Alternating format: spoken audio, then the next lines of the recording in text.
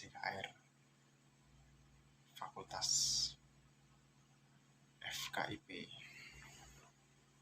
Saya dari angkatan 2024, tepatnya saya PJKR B 2024. Saya di sini akan menjawab soal-soal yang ada di buku Aswaja 1, yang tepatnya di bab pertama. Sebelum itu, ini videonya kan 10 menit. Mungkin saya menjawabnya atau menjelaskannya kurang dari 10 menit. Saya mohon maaf. Tapi saya akan mencoba untuk menjadikan mencoba untuk pas 10 menit di video ini. Semoga saja. Di Aswaja kali ini saya akan membahas tentang soal-soal yang ada di buku Aswaja di bab pertama. Karena ini baru pertama kali saya belajar Aswaja atau sebagainya, mohon dimaklumi. Yang pertama adalah jelaskan secara ringkas perbedaan Islam di masa Rasulullah SAW dan para sahabat. Jadi itu soal yang pertama. Terus kita lanjut ke soal yang kedua. Ini saya membacakan soal-soalnya dulu ya. Apa saja yang kita bahas di video kali ini. Yang kedua itu bagaimanakah sikap kita seharusnya dalam menanggapi konflik yang terjadi di antara para sahabat di zaman Nabi tersebut. Kita lanjut ke soal yang ketiga. Soal yang ketiga ini, jelaskan mengapa kajian tentang Islam di era Nabi Shallallahu Alaihi Wasallam dan para sahabat sangatlah penting. Penting itu di kehidupan kita ya. Kenapa kita harus mempelajari? Kenapa harus kita mengkaji gitu? Mengkaji Islam di era Nabi Muhammad SAW dan para sahabat-sahabat Nabi. Dan yang keempat, jelaskan bagaimana awal umat Islam terpisah menjadi beberapa sekte. Itu.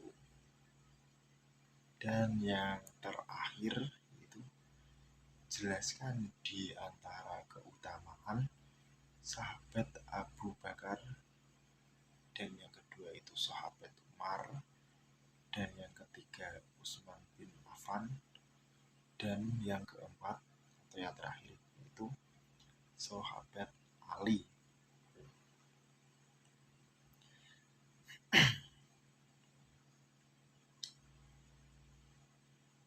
Mungkin itu nanti yang akan kita bahas di video kali ini di bab di matkul Aswaja ini, di video pertama saya tentang Aswaja. Itu tadi yang akan kita bahas. Okay. Yang pertama tadi soalnya adalah jelaskan secara ringkas perbedaan Islam di masa Rasulullah SAW dan para sahabat Nabi. Yang pertama, saya akan menjawab Islam pada masa Rasulullah SAW adalah sebaik-baiknya periode di antara periode-periode yang lain atau di periode umat Islam.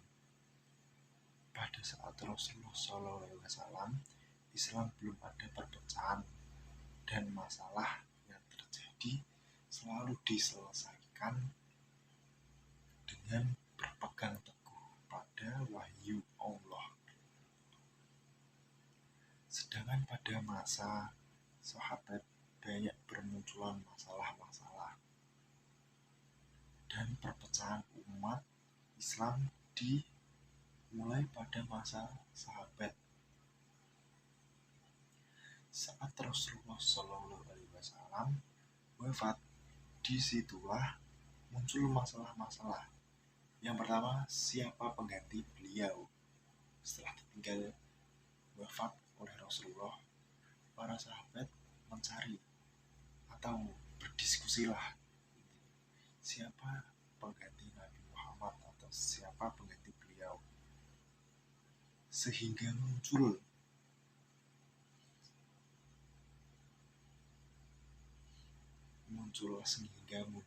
banyak konflik yang terjadi, sehingga memicu perpecahan di antara umat Islam. Munculnya nabi-nabi palsu.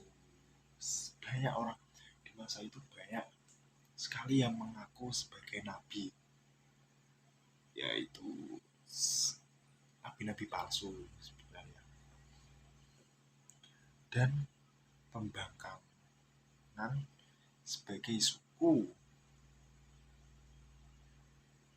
tidak mau membayar zakat, tetapi generasi terbaik umat Islam. Nah, jadi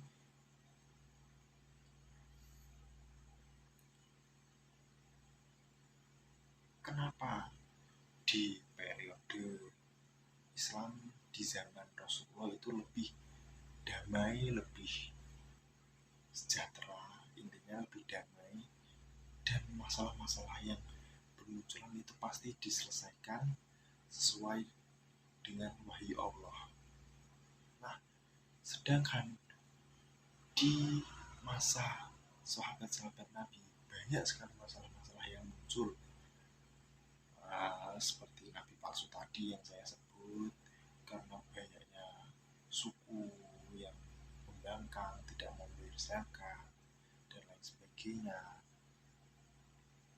Dan yang kedua, bagaimanakah sikap kita seharusnya dalam menanggapi konflik yang terjadi di antara para sahabat. Nah, jadi kita harus mencari tahu dulu bagaimana kita menanggapi konflik yang terjadi pada zaman sahabat, yaitu segala konflik atau permasalahan yang terjadi pada masa sahabat. Kita wajib diam, kita tidak boleh memvonis buruk mereka, bahkan kita tetapkan pahala ijtihad bagi mereka, yakni apabila ijtihad mereka benar, maka mereka mendapatkan 2 pahala, dan apabila ijtihad mereka salah, mereka mendapatkan 1 pahala. Begitu. Soal yang nomor 3, jelaskan mengapa kajian tentang Islam di era Nabi Shallallahu Alaihi Wasallam dan para sahabat sangatlah penting. Mengapa sih kajian di era sahabat dan di era Nabi itu sangat penting bagi kita?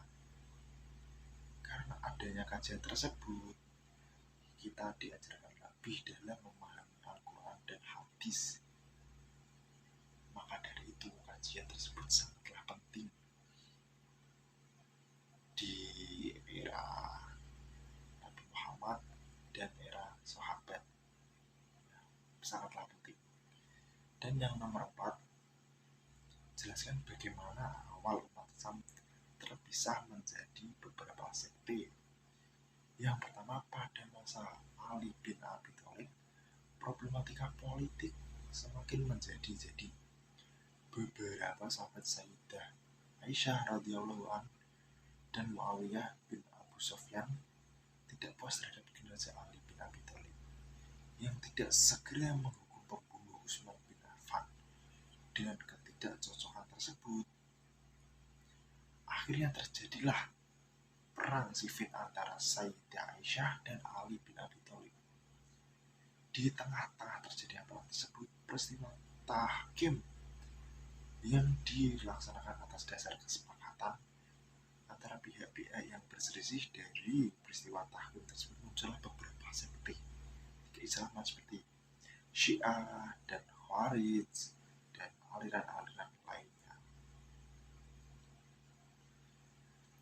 itulah awal dari munculnya beberapa sekte umat Islam yang terpisah. Dan yang terakhir yaitu jelaskan di antara keutamaan sahabat Abu Bakar, sahabat Umar, sahabat Utsman, dan sahabat Ali.